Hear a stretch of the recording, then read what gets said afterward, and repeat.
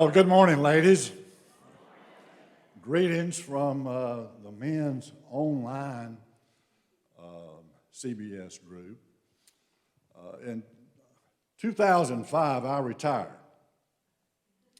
And when I made this announcement to my friends and family, I made a big deal of it. I said, not only am I retiring from full-time work, but I just want to let y'all know that I'm going to try to do what I want to do, and I'm going to be very selective in anything else or any other further responsibilities.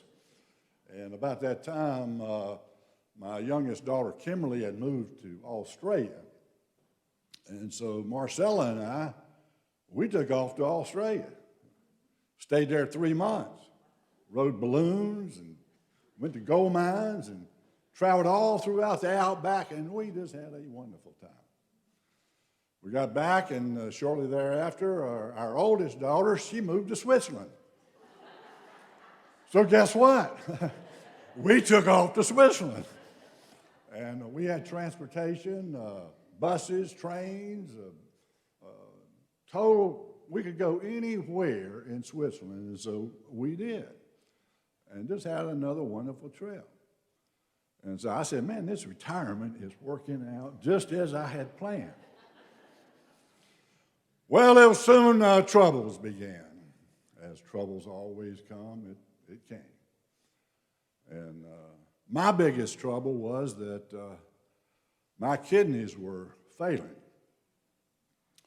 And they were functioning about 10%. And the doctors told me that I was going to have to go on dialysis. And I said, man, that's terrible. So, I got so down and depressed. And so they started prepping me for dialysis, and they surgically created a fistula in this arm. And if you touch my wrist here, most people that feel it, they jerk back and said, what in the world is that? Well, it's called a fistula, and what they do, they surgically connect a vein with your artery, and it creates a rushing sound. You would think there's a bunch of bees in there or something. It's really weird. And so they were prepping me and to go on dialysis, and as I said, I was very depressed about it. But my wife, Marcella, she was very optimistic. And she had already put into action, we're going to get you on the transplant list. And so I have to give her credit. You have to jump through all kind of hoops. You have to have many tests and exams and all this paperwork and numerous trips to MUSC and Charleston, and so we got it done. And like I say, I give Marcella the credit because I was depressed. I wasn't in any very good mood. But anyway, it went before a committee, and the committee was going to make a decision if I go on the transplant list or not. Well, we began to pray, and God willing, we went on the list. But they said, now, there's a lot of people in front of you on the list. The kidney has to be a perfect match to you, and it may take 6 months. It may take 6 years, or you may never get a kidney. And so we began, family and friends, to pray because I did not want to go on dialysis. I just felt like this was going to be the beginning of the end for me. And so 6 months later, I received a telephone call at midnight. And the call on the other end says, I am the transplant coordinator at MUSC, and we have a kidney that is a match for you. will you accept the kidney? And therefore, a split second, I thought to myself, yes, I want this kidney, but do we have to do it now? I had made plans that weekend to go to Atlanta. My oldest grandson was playing soccer. He was starter for the Washington University, and we were playing Emory University, and I was so looking forward to that. I love watching my grandson play soccer. And then on Friday nights, I had another grandson that played football. And so, but then I was startled out of my thought and with the words again from this lady, will you accept the kidney? And I said, yes, yes. So she said, be at MUSC at 9 o'clock in the morning. We'll plan to have surgery around 12. So we get there at 9 o'clock, go into the reception area, transplant reception area, and the attendant tells me to take a shower. And then they put you on this, this hospital gown that kind of exposes your backside. And I took a shower, and then she said, well, you take another shower. And they had this special soap, so I took another shower. So then I came back out in the reception room with this gown on, and so I'm sitting waiting. So 1 o'clock comes, no word. They said they hadn't received the kidney, maybe about 6. They should receive it by 6 and have surgery at 9 that night. 6 o'clock came, no kidney. And so by that time, my daughter and 2 daughters, Kimberly and Sabrina, had arrived. And I want to tell you, it's really comforting to have your family and around you when you're going through these types of troubles, and knowing that your friends are praying for you. And it was such a comfort to me. Then about 6 o'clock, they came in and said, well, we got some bad news and we got some good news. The bad news is that we still have not received the kidney. The hospital hasn't. And so therefore, we're going to cancel everything until in the morning, and hopefully we can have surgery in the morning.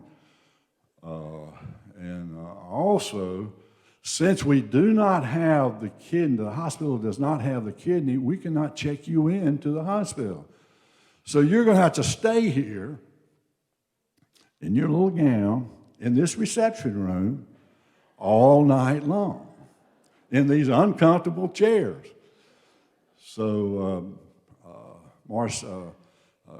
Kimberly and Sabrina, they decided to go to a motel so they could get asleep. They tried to convince Marcella to go, but she insisted that she was going to stay with her hubby.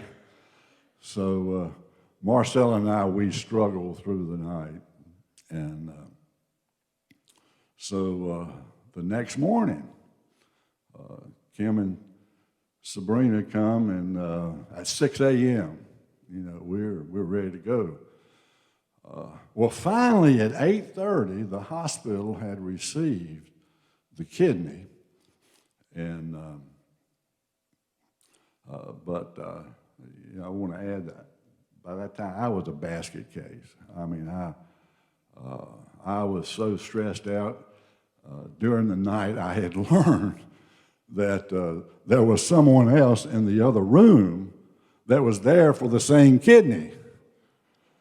And I said, whoa, I thought I was a perfect match. He said, well, we don't really know until we actually receive the kidney, so this person is on standby in case it's not a fit. So that was just something else to worry about. And so in Kim, she was a trained counselor, so she began to use some of her counseling techniques on me. Started talking about my grandkids, and I knew what she was doing, but it worked, and it was really a lot of comfort to talk about my grandkids and all of our wonderful memories together. And so at 8:30, the good news came that the kidney had arrived and that I was a perfect match. And so we had surgery. This surgery was a success. The doctors described it as a textbook perfect surgery. And I was so thankful. In the recovery room, I might add that it didn't go too well. They said it took, I was coming out, I was delirious. I was coming out, I guess, from being asleep, and I was going crazy. I was trying to tell them that I had to get up I was trying to get off the bed. I told them I had to go pee. You know? They said, well, go ahead. But anyway, it took 4 people to restrain me, and they finally had to tie me down to the bed to keep me. But finally, I calmed down, and the family was able to come in, and so we celebrated together. The tradition at MUSC is that the first thing that a transplant patient does when they get out of bed is they walk to the nurse's desk, and there is a bell there. And the patient rings the bell in honor of their donor. The only thing I know about my donor is that it was a 50-year-old lady who had been tragically died in an automobile accident in Baltimore, Maryland. And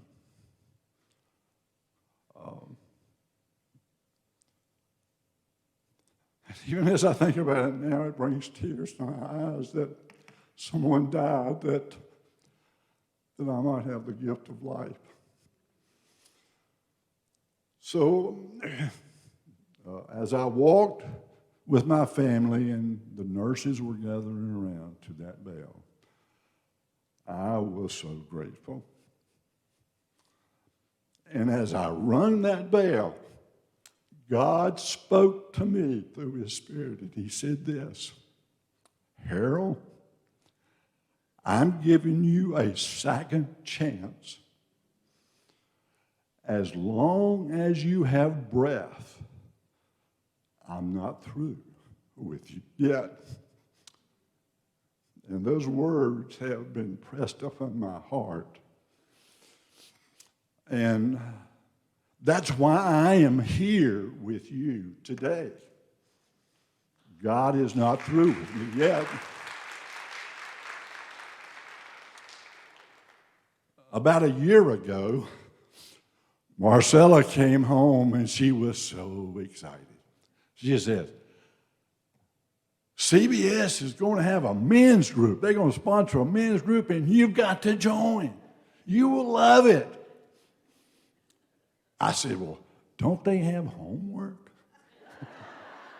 She said, yes, but it's so easy. She says you can do it on the computer, and I'll teach you how to do it. So, in view of the fact that God is not through with me yet, and plus such a passionate invitation from my wife to join CBS, how could I not join a men's group that's going to be studying God's Word? Then about 6 months ago, Bob Holmes, who was our core leader, approached me and asked me to be a core leader. And so again, I say, God, in view of the fact that God is not through with me yet, plus Bob prayerfully asking me to lead a men's core group, how could I not take this opportunity to lead a group of men to study in God's Word?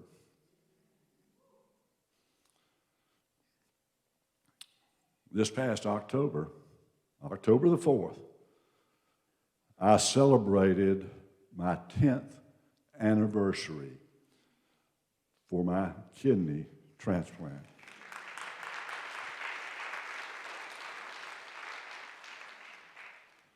And just recently I had my annual exam at MUSC, and they tell me that my kidney is still functioning as it should.